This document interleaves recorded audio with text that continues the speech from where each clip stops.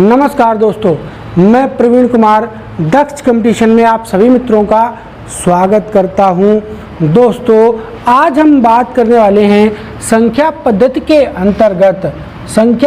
के अंतर्गत संख्याओं का योग ज्ञात करना।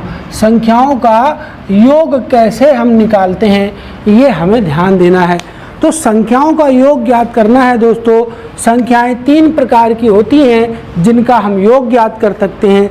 संख्याएं कितने प्रकार की होती हैं, उनके कितने प्रकार और वो क्या क्या कहलाते हैं, ये मैं अपने अगले वीडियो में आपको बता चुका हूँ। आप चाहें तो दक्ष कंपटीशन क्लासेस पर जाकर इसे देख सकते हैं। दोस्तों, हम संख्या की अगर बात करते हैं दोस्तों, तो संख्याएं जो होती हैं वो कई प्रकार की होती हैं, लेकिन यहाँ हम जिन संख्याओं का योग ज्ञात करेंगे वो संख्याएं हमारी सम होंगी, विषम होंगी और लगातार होंगी। इन संख्याओं का योग हम आसानी से ज्ञात कर सकते हैं। तो इसका फार्मूला क्या है दोस्तों, इससे पहले मैं आपको बता दूं कि अगर अभी तक आपने अपने दक्ष कंपटीशन चैनल को सब्सक्राइब नहीं किया है तो उसे सब्सक्राइब कर लें और बेल आइकन को दबाना ना भूलें, जिससे हमारे सभी वीडियो सबसे पहले आपको मिल सकें।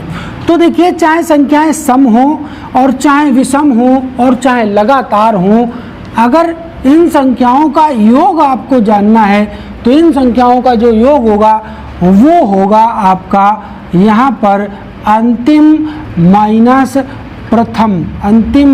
प्रथम संख्या और बटे होगा 2 गुणा होगा संख्याओं की संख्या। तो ये अगर आप लिख देंगे तो संख्याएं चाहे सम हो, चाहे विषम हो, चाहे लगातार हो, उनका योग आसानी से आप ज्ञात कर सकते हैं। जैसे आपसे कहा जाए 1 + 2 + 3 20 तक योग ज्ञात करो, ये आपसे कहा जाए, या ये कहा जाए कि 1 + 3 + 5 25 तक योग ज्ञात करो, या ये कहा जाए कि 2 + 4 + 6 30 तक योग ज्ञात करो। ठीक है दोस्तों, तो ये देखिए हमारी लगातार हो गई, ये विषम हो गई और ये सम हो गई। तो इन सभी प्रश्नों के उत्तर जानने के लिए केवल एक ही फार्मूला लगाना है और वो है अंतिम प्लस प्रथम और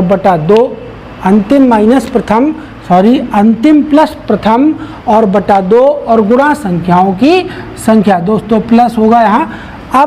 अब संख्याओं की संख्या अगर हमें जाननी है,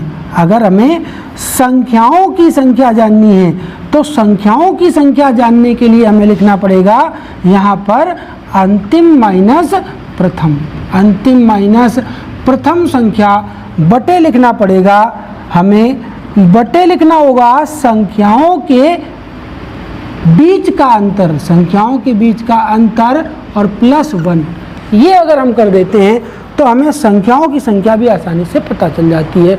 वैसे तो हम देख के भी संख्याओं की संख्या आसानी से जान सकते हैं। तो चलिए, अगर हम इस प्रश्न का योग निकालते हैं कितना होगा, तो देखेंगे कि यहाँ पहली संख्या है हमारे पास 1 और अंतिम है 20। ठीक है, और बटे में है 2।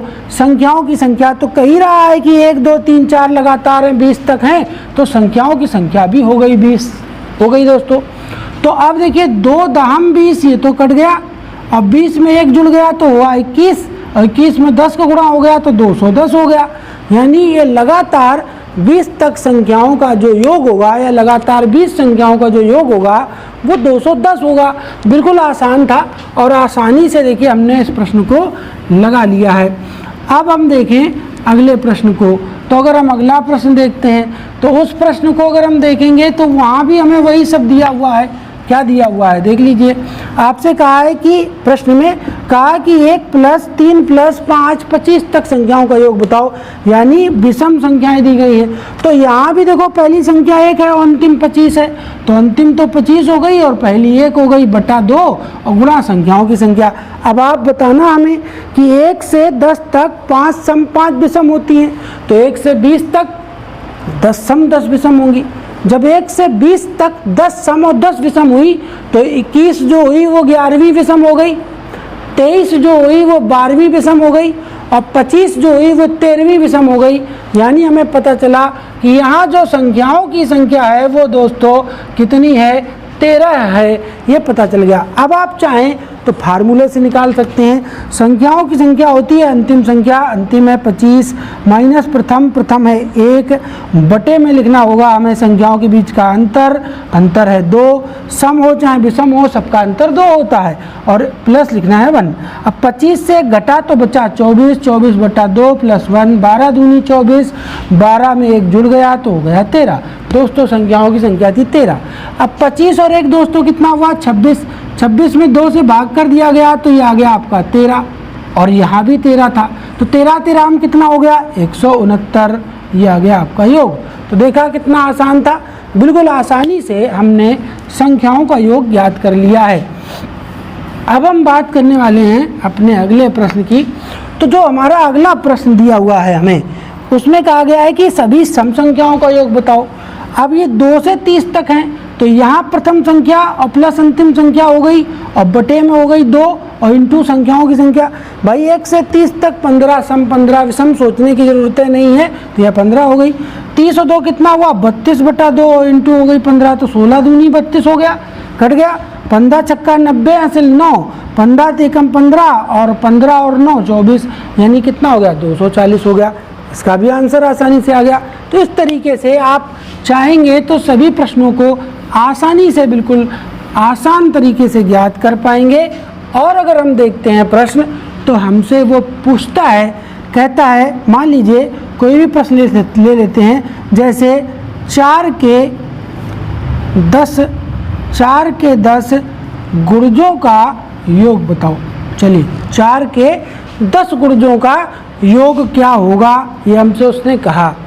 अब हमसे कह रहा है कि 1 से 100 तक, 1 से 100 तक किससे 2 से विभाज्य संख्याओं का योग बताओ। ये देखो एक प्रश्न में ले लिया, ठीक है। और हम कह सकते हैं यहाँ पर यही प्रश्न में हम और लिख सकते हैं कि 1 से 100 तक 2 3 से विभाज्य संख्याओं का योग बताओ। ये भी हम आसानी से निकाल सकते हैं। तो किसी भी तरीके से अगर कोई प्रश्न में दिया गया है तो उसे हम आसानी से ज्ञात कर सकते हैं। या हम ऐसे भी कह सकते हैं, हम कह सकते हैं 18 प्लस 22 प्लस 26 डैश 96 तक योग बताओ। चलिए देखिए बिल्कुल आसानी से निकाल सकते हैं। तो चलिए चारों प्रश्नों को हम लगा लेते हैं। अब दोस्तों फार्मूले तो आप जान ही गए हैं योग का, सब में वही लगेगा। तो इन चारों प्रश्नों को जब हम लगाएंगे तो पहला प्रश्न है कि 4 के 10 गुणजों का योग बताओ। यानी इस प्रश्न को हम ऐसे भी लिख सकते हैं कि 4 एकम 4 पहला गुणज हो गया 4 का, प्लस 4 इंटू 2 4 दूनी 8 हो गया, plus 4 into 3 dash dash 4 into 10 10 गुणज कहा उसने, कहा 4 के 10 गुणज। तो 4 का पहला गुणज 4 प्लस 4 दूनी 8 प्लस 4 तिया 12 डैश डैश 4 दाम 40 कर दिया हमने। यानी इस प्रश्न इसको हमें जोड़ के उत्तर बताना है। तो जब हम इसका योग निकालेंगे दोस्तों तो प्रथम संख्या प्लस अंतिम संख्या लिखेंगे बटा 2 लिखेंगे गुणा संख्याओं की संख्या लिखेंगे। आपको तो पता है ना 4 के 10 गुणज हैं तो संख्याएं तो 10 है ना। तो अब महाराज काट लेंगे तो 2 पंचे 10 40 और 4 कितना हो गया 44, 5 का गुणा 5 को 20 5 को 20 2 22, उत्तर आ गया महाराज। कितना आया, कितना दोस्तों 220। तो 4 के 10 गुणजों का जो योग होगा वो 220 होगा। तो बिल्कुल आसान था। अब अगर हम इस प्रश्न को देखते हैं, ये वाला प्रश्न देखते हैं, तो कह रहा है 1 से 100 तक 2 से विभाज्य। अब आप देखो 1 से 100 तक, तो 1 से 100 तक मतलब 1 2 3 4 ऐसे डैश डैश 100 तक, और कह रहा है इसमें 2 से विभाज्य संख्याओं का योग बताओ। तो 2 से विभाज्य तो सम वाली होंगी ना, क्योंकि 2 तो सम डिजिट है। तो 2 एकम 2 यानी पहली तो 2 ही है जो 2 से विभाज्य है, और 2 से 2 पंचे 10 अंतिम 100 है। तो देखो प्रथम भी आपको पता चल गई और अंतिम भी आपको पता चल गई। तो प्रथम प्लस अंतिम बटा 2 गुणा संख्याओं की संख्या। तो भैया 1 से 100 तक 50 सम होंगी, जो 2 से विभाज्य होंगी, और 50 विषम होंगी जो 2 से विभाज्य नहीं होंगी। तो संख्याओं की संख्या आ गई। अब तो हम इसका आंसर आसानी से जान सकते हैं, तो बिल्कुल आसानी से जान सकते हैं। तो आसानी से हम इसका उत्तर अब बताने वाले हैं। तो देखिए यहाँ पर हो गया 100 में 2 जुड़ गया, तो ये हो गया 102 इंटू हो गया 50 बटे हो गया 2। 2 से काटिए, 2 पंचे 10, 2 एकम 2, ये कट गया, 0 आ गया, 5 एकम 5 हो गया, 5 25 यानी 2550 इसका आंसर आ गया। बिल्कुल आसान था मित्रों, बिल्कुल आसानी से कर लिया। अब अगला प्रश्न अगर देखा जाए इसी तरह से, तो अगले प्रश्न को अगर देखा जाए तो देखो इस प्रश्न में आपसे क्या कहा गया है। इस प्रश्न में आपसे कहा गया है कि 1 से 100 तक 2 3 से विभाज्य। देखो कह रहा है 1 + 2 + 3 है ना, +4 डैश डैश 100 तक किससे विभाज्य, 2 और 3 से जो विभाज्य संख्याएं हों उनको जोड़ो, यानी उनका योग करो। तो 2 3 से विभाज्य करना है, इसका मतलब हुआ कि 2 और 3 का हम तुरंत यहाँ पर क्या ले लेंगे, लासा ले लेंगे। तो 2 3 का लासा क्या होगा, 6 होगा। 2 और 3 का लासा क्या होगा, 6 होगा। इसका मतलब हुआ कि 6 से पहले की कोई संख्या 2 3 से डिवाइड नहीं होगी। भाई क्या 1 2 3 4 5 तक कोई संख्या 2 3 से डिवाइड है, नहीं। अगर 2 से है तो 3 से नहीं है, और 3 से है तो 2 से नहीं है। लेकिन 6 ऐसी संख्या है जो 2 और 3 दोनों से डिवाइड है। तो एक तो 6 हो गई, फिर 6 के बाद 7 8 9 10 11 12 ऐसे चलती रहेंगी। तो पहली तो हो गई जो 2 3 से डिवाइड है, तो 6 एकम 6 हो गई, और फिर दूसरी 6 दूनी 12 हुई, जाके देखो कोई बीच की नहीं हो रही। इसका मतलब हुआ कि इनमें संख्याओं का जो अंतर चलेगा वो 6 6 का चलेगा। तो क्या लिखेंगे हम इसको, 6 + 12 + 18 ऐसे चलता रहेगा, और ये डैश डैश। तो अब देखिए अंतिम कौन होगी, तो अंतिम जानने के लिए ये जो आपने लासा लिया इसमें से आप 100 में भाग करा दीजिए। तो 16 छक्का कितना होता है, 96, शेष बचा 4। अब शेष चाहो तो आप 100 घटा लो, 100 से 4 घटा दो, तो फिर 96 बचा। तो सीधे नहीं लिखो, 16 छक्का 96, यानी अंतिम संख्या क्या है, 96। तो 96 अंतिम संख्या है जो 6 से डिवाइड है, यानी 2 3 से भी डिवाइड है। अब इनका दोस्तों आपको योग चाहिए था, तो अब इसके लिए तो आपको पता ही है कि इनका योग जानने के लिए हमें क्या करना होगा। भैया इनका योग ज्ञात करना है, तो योग बराबर होता है प्रथम संख्या प्लस अंतिम संख्या बटा 2 गुणा संख्याओं की संख्या। अब देखिए कह रहा है कि 1 से 100 तक 2 3 से डिवाइड होनी चाहिए। तो 2 3 से डिवाइड होने वाली संख्याएं कितनी हुई ये जानना है। तो अब संख्याएं जानने के लिए क्या करना पड़ेगा, संख्याएं जानने के लिए लिखना पड़ेगा अंतिम संख्या माइनस प्रथम संख्या।